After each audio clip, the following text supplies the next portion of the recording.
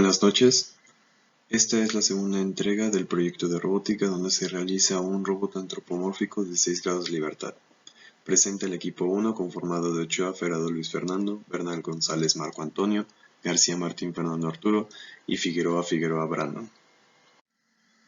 Esta segunda entrega tiene como objetivo principal obtener la cinemática directa e inversa del robot.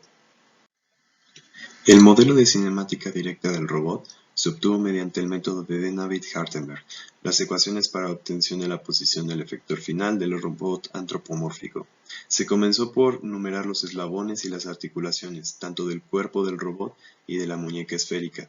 Posteriormente se propusieron los ejes Z sub i y Z sub i-1, así como los ejes eje sub i y x sub i-1. Estas tramas propuestas para el cuerpo del robot se muestran en las siguientes figuras, donde están el diagrama del cuerpo del robot con las tramas propuestas, así como el diagrama de la muñeca esférica del robot con las tramas propuestas. Tomando como base estas tramas, se construyó la siguiente tabla dando los parámetros de DH, o de Danavid-Hartenberg. Con la tabla de Danavid-Hartenberg, se construyeron las 6 matrices de transformación homogénea y estas son. Primero se multiplicaron las primeras 3 matrices para obtener la posición final de la pieza inmediatamente anterior a la muñeca. Y posteriormente se procedió a multiplicar las matrices correspondientes a los 3 grados de libertad de la muñeca. Se terminó por multiplicar las matrices de la trama 0 a la 3, siendo la primera matriz mostrada, y la matriz de la trama 4 a la 6, siendo la segunda matriz mostrada, dándonos la matriz final que describe la rotación y traslación del robot, siendo la parte de la traslación a utilizar en la simulación. Para obtener el modelo de cinemática inversa del robot, se utilizó el método geométrico y se obtuvieron las siguientes funciones que describen el comportamiento del ángulo de rotación en las articulaciones, teniendo como base la posición final del robot. Para poder obtener la cinemática inversa se realizó en 3 etapas. Ya que este robot cuenta con tantos grados de libertad, se propuso simplificar su diagrama tomando la distancia de los eslabones A2 y A3 como un eslabón simplificado, y siendo ahora la distancia entre el origen y el efector final D.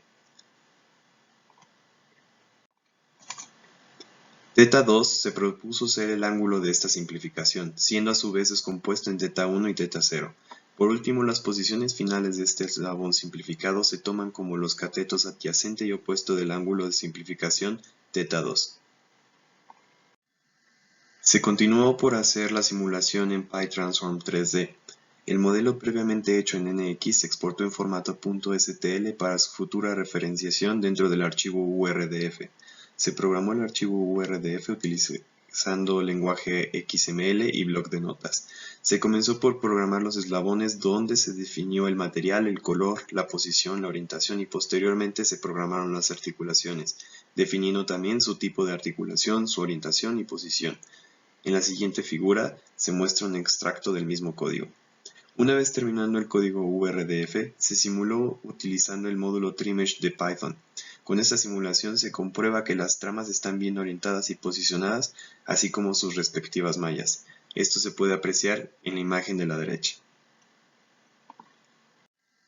Para poder simular en TrimMesh, se creó un módulo de Python con un nombre de meshes-equipo2.py para el llamado del archivo URDF dentro del módulo TrimMesh. En la siguiente figura se muestra el código escrito para dicha operación.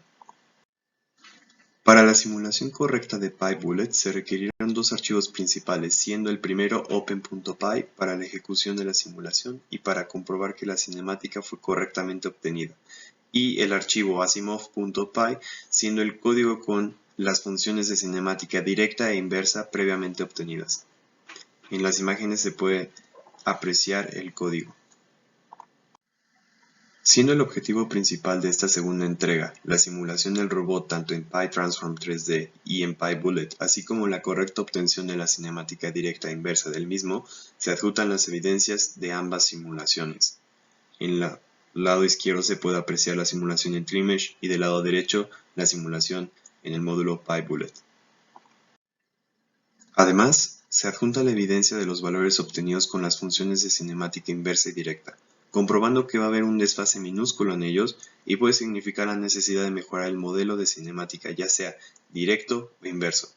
Con los valores obtenidos que arroja la cinemática directa, se sabe cuál debe de ser la rotación o el movimiento de las articulaciones para llegar a cierta posición final propuesta. Introduciendo estos valores se comprueba que el movimiento del robot es el esperado y esto se muestra en la imagen de la derecha. Esto sería todo por esta entrega. Muchas gracias.